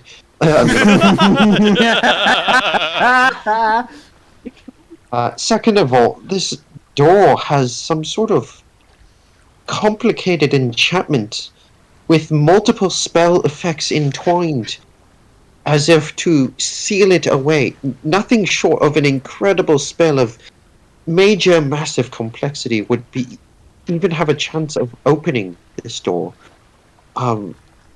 Whoever made this door specifically did so with the intention of sealing away something incredibly important. I don't think any conventional means can pass through this door. Important or dangerous? I mean, the more dangerous it is, the more important it might be, right? Give it. Do you know how big the door is? It's 2 doors, about, 2 doors. They're normal sized doors. I'm not sure how big doors are. I'm looking at Edward for this because I'm asking how far the enchantment goes. Is it just on the doors, or is it like around? How far does it go? What? What are you asking me? The enchantment How itself. far does the enchantment go? Does it like protect the whole room behind? You can't tell. You can see that it's on a door, right? It's not an entire room. I mean, as far as I can tell, it's merely sealed on the door. So if we have to go through the door, why not just go around the door? All we need to do is get a small hole on the side of the door, and I would be able to see and teleport past. Then, hopefully, it's easier to push the door from the other side. Kind of like how we got in this place from the beginning. It's true. I mean, did anyone here bring a hammer and a chisel? There's shit around. I'm just gonna like randomly pick up whatever. I was going to say, can Moonzik use his Nat 20 investigation? Or? Just like. Oh, to find the shit? Yeah, you find the shit. You knew where it was. You actually already handed it to him before he asked. You knew. Get cracking. Hey, I'm allowed to see the future. If you were able to see the future, how come you didn't clean that spot up over there? And I point at it.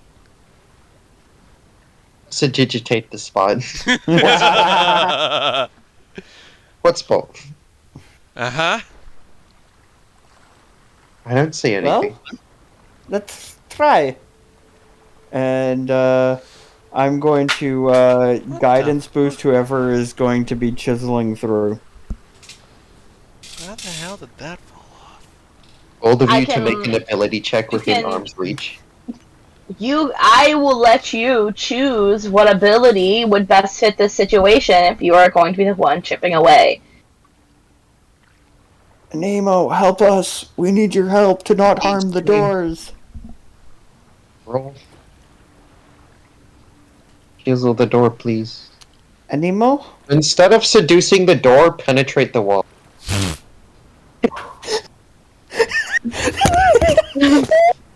Wow. Oh my Ooh, god. This My episode. This headphones just fell episode. off. This episode Oh. went to hell. It sure did. Wait, what must I do? We want to chisel the wall on the side of the door, so that we can waltz on through. Going around the door, basically. Yeah, we essentially want to Disney go does around the door. copyright laws. I mean, right? Yeah, alright, let's do it.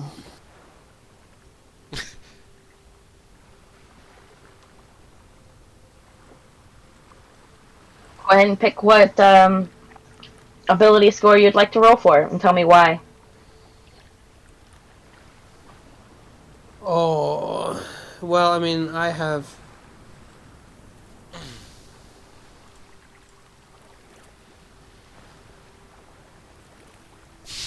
Charisma, because I'm trying to. There's no gonna sweet talking the you door made- to be if on my you side. made- No, I doesn't make sense, nor is it helpful. Charisma, because you're trying to penetrate the door. Oh my god. He's trying to penetrate the wall. Thank you. The wall. Athletics, because I'm trying to be consistent with every, thrust of the chisel into Oh my god. to the Roll me wall. that athletics. Guidance boosted, because guidance. How do is I a- guidance boost? You just roll a d4 and add Plus it to 4. it. D4, yeah. So, roll a the D4. D4. Where's the D4? Slash roll d4. Oh, right. I'm sorry, guys. Oh, So Wow. 22. yeah. What you do is you kneel down and you just start a digging. And you're digging. You can't pierce through like the metal part of the door, but you just get digging right next to it. And you make a pretty decent sized hole. You're spending this is at this point in time, it's probably been a couple of hours. Everybody else is kind of sitting there watching you. You're sweating. So you're Short rest. tearing through. Oh, we're short resting? And eventually you're able to make a hole that you can stick your arm into and reach behind the door. And you know where the door would end because you're following along it. And there's no hole on the other side of the door. Just stone. Guys, I don't know what's going on, but despite the... Wait, guys, what if there's nothing actually behind this door? I mean, I knocked on the door. There's clearly some hollow sound as if there was an empty Yeah, room. but what if it's magic, right? I What if it goes suppose- somewhere completely different? I suppose That so. would explain a lot. Like a portal of sorts? Well, I mean, you said it would take incredibly magical power to get through this, right? yes, that's correct. Right, God? I was. Alright, whatever. He's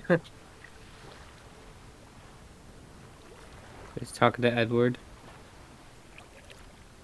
Well, I mean, yeah, it would require a spell of insurmountable That was magical to break the complexity. door or just to open it? To open it. Well, insurmountable power later? Gone? I mean, No.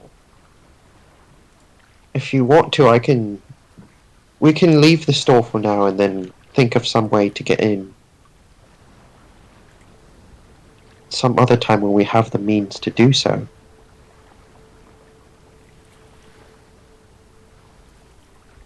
I just spent 2 hours. Pumping a door? Yeah, you look Oh, quite silly. you I'm not cannot gonna lie. say pumping a door. Did he really? Oh, God. I didn't say pumping a door. I said humping a door. That's better. It's not better. It's not better at all. I was chiseling around. Why does that sound bad?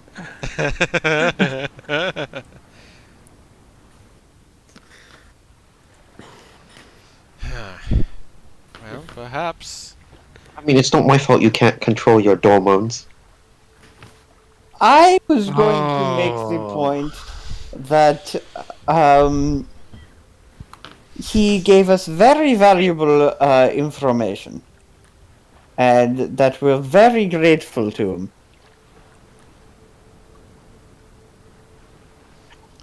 I'm trying to wonder if maybe we're even able to open this door as of right now. Maybe we need a magic caster who's beyond our capabilities as of right now.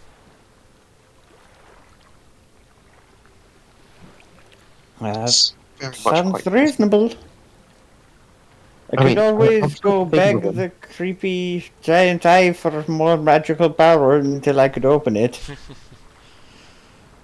creepy giant magical art. It was a joke. Okay. Well, Brian, you notice it's been a while. Your sword is not with you. it's been quite a while. Holy shit. Well, I guess that confirms that little bit of theory from my reading. What theory from your reading? From when I first got these powers, I went to the library and I did a bunch of reading on warlocks. And from what I understood, most warlocks had a single thing they got. And you've seen how this journal has let me do a few new things. I had a theory brewing that meant that the weapon was no longer connected in the same way. So I left it in the room.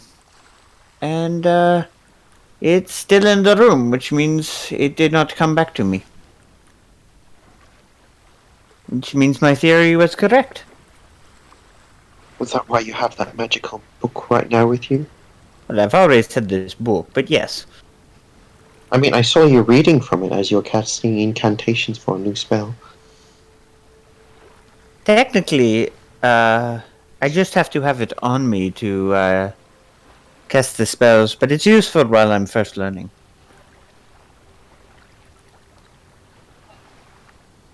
I mean, that's quite intriguing, quite interesting, actually. Yeah. I wonder what else it can do. I'll probably take a little bit of a deep dive into that later.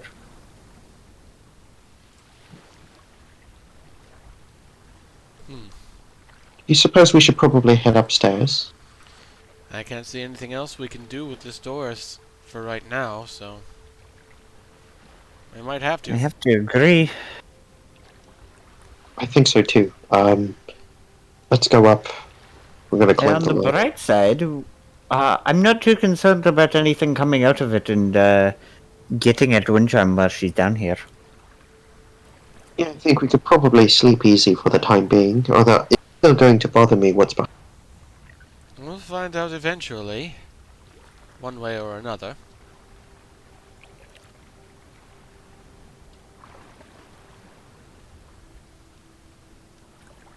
So we'll head back upstairs. Yeah. Okay. Right here, we are going to take a break. Good timing for it. All right. Yeah. We're gonna take a door. Also, it really makes that name perfect. Yeah. We're gonna take a door to rest. Dreams and doors. Dreams of doors. I don't know. I don't know. So, how long do we need?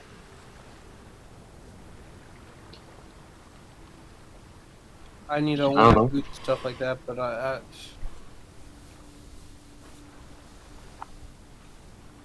15 minutes? 20 minutes? 20 minutes? That sounds good. Not an hour? Not an hour. Yeah. 20 minutes would give me enough time to put in my pizza and all of that. Okay. Okay, 20 minutes then. We'll be All back right. at I'll see 7:40. you all in 20 minutes. All See right. y'all in. Well, I'll probably keep y'all in my headphones, because. Fair enough. Yeah. All right. We'll be back with part 2 shortly.